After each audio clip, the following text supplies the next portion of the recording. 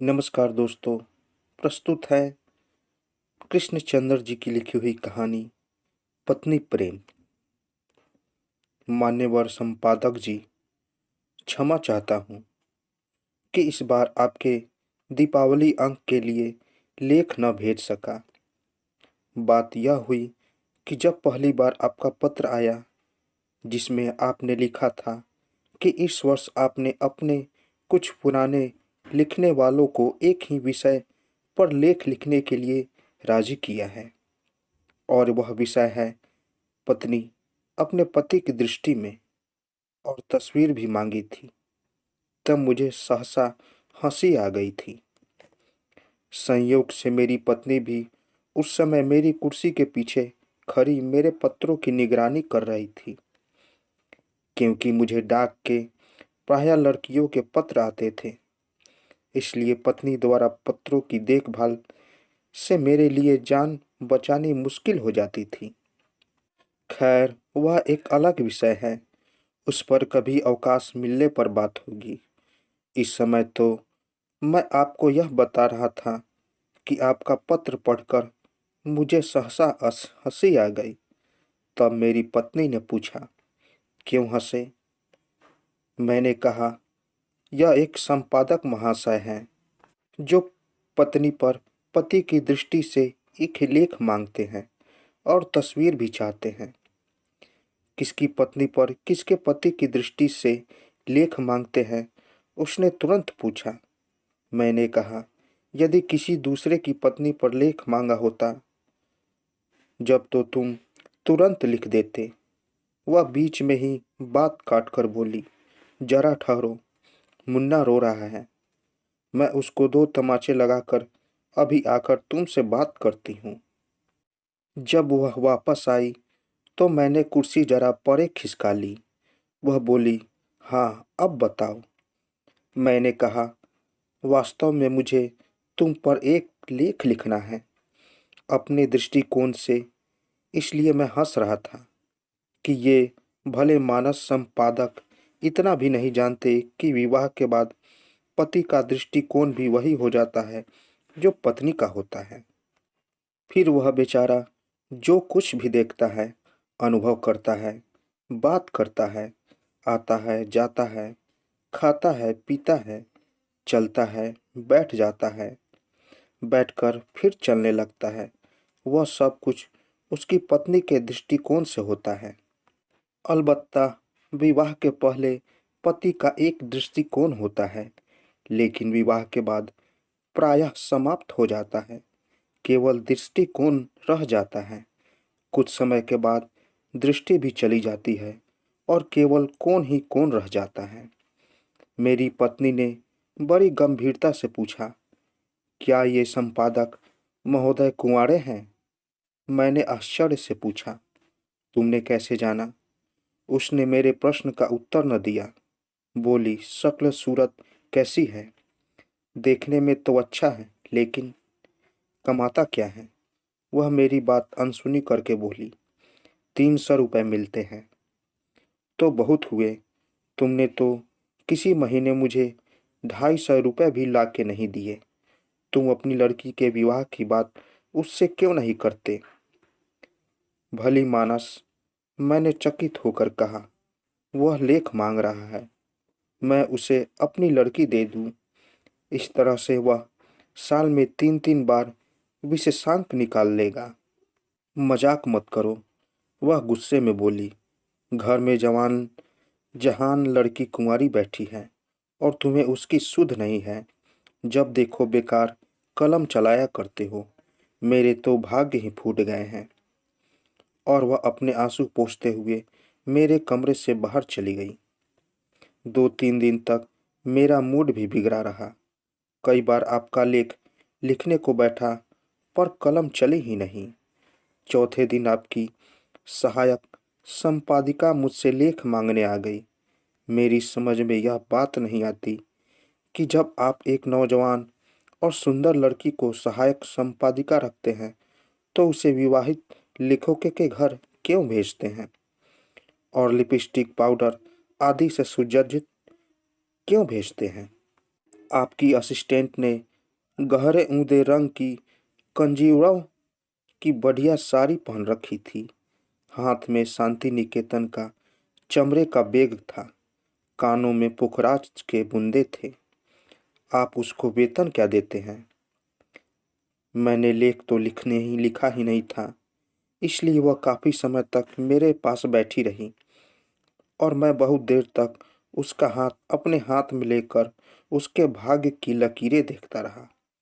आपको शायद मालूम नहीं, मैं बहुत अच्छा ज्योतिषी हूँ और लड़कियों का हाथ तो बहुत ही अच्छा देखता हूँ। काफी देर बैठकर वह चली गई। इस बीच में मेरी पत्नी ने पर्दे के पीछे से 3-4 बार झांक भी लिया था। जब वह चली गई तो उसने पूछा, यह कौन थी, क्या थी, किस लिए आई थी? मैंने कहा, लड़की थी, सहायक संपादिका थी, वही लेख मांगने आई थी। तुम लिख कर दे दिया? लिखा ही नहीं था, क्या देता? हाँ हाँ, तुम लेख मुझ पर क्यों लिखोगे? वह झल्लाक कर बोली, मैं तुम्हारी कौन होती हूँ? तुम बाहर जाने की कैसी कैसी गई गुजरी स्त्रियों पर लिखते रहते हो, लेकिन घर की स्त्री पर, अपनी पत्नी पर तुझसे क्यों लेख लिखा जाएगा? मैं समझती हूँ, आने दो उस चुड़ैल को दोबारा, मैं उसकी चुटिया न काट के फेंक दूँ। वह जोर जोर से रोने लगी। मैंने अपनी कुर्सी से उठकर उसे प्यार किया, बहलाया, पुचकारा, संभाला। बड़ी मुश्किल से उसने अपने आंसू रोके। उन्हें पोंछते पोंछते बोली, तुम मुझसे प्यार करते हो ना? संसार में सबसे ज्यादा। मुझ पर लेख लिखोगे ना? अवश्य, अच्छा सा लेख, बहुत बढ़िया लिखूंगा। अब वह आंसुओं के बीच मुस्कुरा दी। उसकी आंखें खुशी से चमकने लगी। बोली, मेरा एक चित्र भी भिजवा देना। चित्र? क्यों? वह एकदम भड़क कर बोली, उन्होंने मांगा है। क्या मैं तुम्हें अच्छी नहीं लगती हूँ? बहुत अच्छी लगती हो डार्लिंग। तो फिर अच्छा चित्र भी छपा जाएगा। मैंने धीरे से कहा, तो चित्र खिंचवाने कब चलोगे? आज ही चलूंगा। वह बहुत प्रसन्न हुई, फिर सहसा उदास सी हो गई। बोली, लेकिन मेरे पास तो कोई नई साड़ी नहीं है। मैंने कहा, अभी पिछले सप्ताह। वह बोली, वह तो पिछले सप्ताह की है, नई तो नहीं है। बेशक नई तो नहीं है, मैंने स्वीकार किया। वह बोली, मैं नई साड़ी में चित्र खिंचवाऊंगी। मैंने उसे टालने का अभिप्राय से कहा, इतना टंटा क्यों करती हो? वह अपना पुराना चित्र भेज दो ना, जो बनारसी साड़ी में है। वाह, वह तो विवाह का चित्र है। 22 वर्ष हो गए, तुम भी क्या बात करते हो? मैंने कहा, अच्छा तो बाजार से 70.5 रुपए की वायल की साड़ी ले लेंगे। फूलदार वायल की बहुत बढ़िया साड़ी आई है। वह चीख कर बोली, मैं वायल नहीं लूंगी, मैं तो कंजीवरम की साड़ी लूंगी, वैसी ऊदे रंग की जैसी उस कल मुही ने पहन रखी थी। कंजीवरम की साड़ी, मेरा दिल अंदर ही अंदर बैठने लगा। घटिया से घटिया कंजीवरम की साड़ी भी 80-90 से कम में नहीं आती है। हाँ, कंजीवरम को साड़ी लूंगी और शांति निकेतन वाला वही बैग जो उस छिनाल ने ले रखा था, और वैसी ही सैंडल, और वैसा ही प्योर मैसूर सिल्क का चमचमाता हुआ ब्लाउज, और कानों के वैसे ही बूंदे। और मैं टैक्सी में बैठकर चित्र खिंचवाने जाऊंगी। टैक्सी में? हाँ, अभी से कहे देती हूँ, बस में नहीं जाऊंगी, नहीं तो मेरे सारे कपड़े खराब हो जाएंगे। औरों को टैक्सी में ले जाओ और मुझे। इस घटना के 3-4 दिन के बाद आपकी सहायक संपादिका एक नई पोशाक पहनकर मेरे घर आई तो मेरी पत्नी ने कह दिया, मैं घर पर नहीं हूँ। उसके 3-4 दिन बाद जब वो आई तो मैं पूना गया था। उसके बाद अहमदाबाद गया, फिर नासिक गया था। उसके बाद वह नहीं आई। उसने सोचा होगा, नासिक जाके कौन लौटता है, तीर्थ जहाँ धाम जो है। लेख तो मैं लिख नहीं सका, पत्नी का चित्र भेज रहा हूँ। विज्ञापनों के किसी पृष्ठ पर छाप दीजिएगा। साथ ही बिल भी भेज रहा हूँ। विवरण यह है: कंजीवरम की साड़ी 140 रुपये, पेटीकोट सिल्क 21 रुपये, सैंडल 15.5 रुपये, ब्लाउज 18 रुपये 10 आने, बूंदे 135 रुपये, टैक्सी 9 रुपये 9 पैसे, सिनेमा 6 रुपये, दही बाड़े की चाट 1.5 रुपये, कुल टोटल 332 रुपये 12 आने 3 पैसे।